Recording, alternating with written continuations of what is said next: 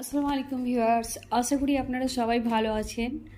আমি মোটামুটি আছি, একটু জ্বর সর্দি কাশির মধ্যে দিয়ে গেলাম। তো আজকে আমি আমার চ্যানেলে নিয়ে আসছি দেশি মুরগির রেসিপি।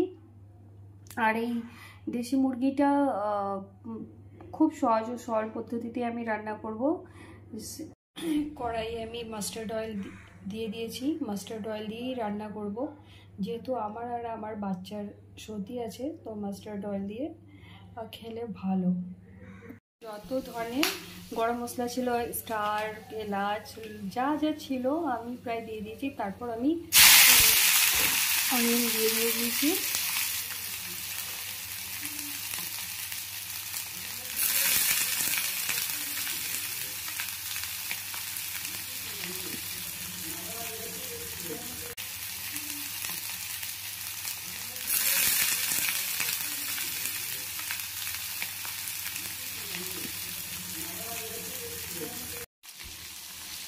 আর একটা কথা আপনাদের জানিয়ে রাখি, আমি কিন্তু খুব অল্প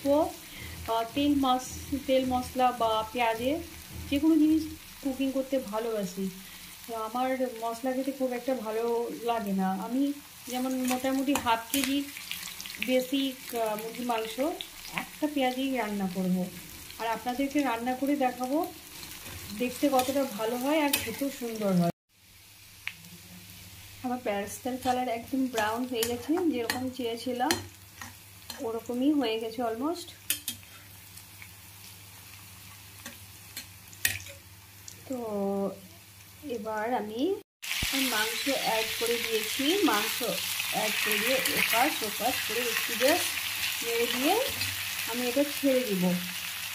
দেখুন, প্যারেস্তাতে ঢেকে রাখার 10-15 মিনিট পর চিকেনটা কি সুন্দর কালার চলে এসছে আর খুব সুন্দর একটা গন্ধ এসেছে।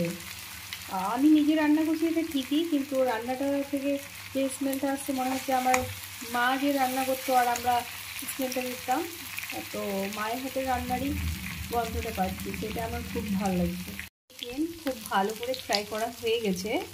তো এবার এর মধ্যে আমি যেহেতু আগেই বলেছি খুব সিম্পল অ্যান্ড সহজ পদ্ধতিতে আর মায়ের হাতে রান্নার মতো করব, তো এখানে আমি ওরকম কিছুই অ্যাড করছি না। সিম্পল মশলা দিয়ে গরম জল দিয়ে রান্না করে দেখাবো।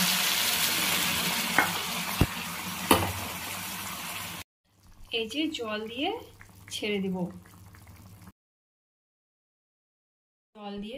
এই যে দেখুন জল দিয়ে ছেড়ে দেওয়ার পর আমার মাংস একদম রেডি আর কি সুন্দর কালার চলে এসছে।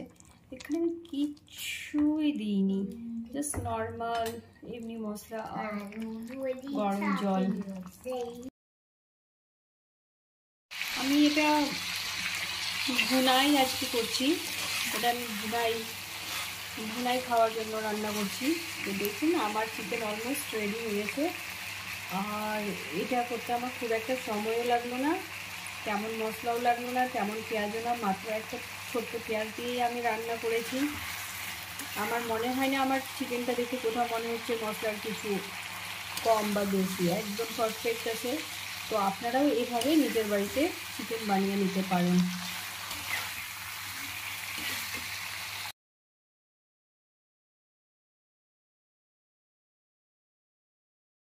দেখুন আমার চিকেন একদম রেডি হয়ে গেছে খাওয়ার জন্য। আর এটা একদম সহজ সরল পদ্ধতিতে রান্না করেছি। আপনারাও বাড়িতে এভাবে খুব সহজে চিকেন রান্না করুন। আর ভিডিওটি যদি ভালো লেগে থাকে অবশ্যই লাইক, শেয়ার, কমেন্ট করে দেবেন। So thank you so much, bye bye, take care.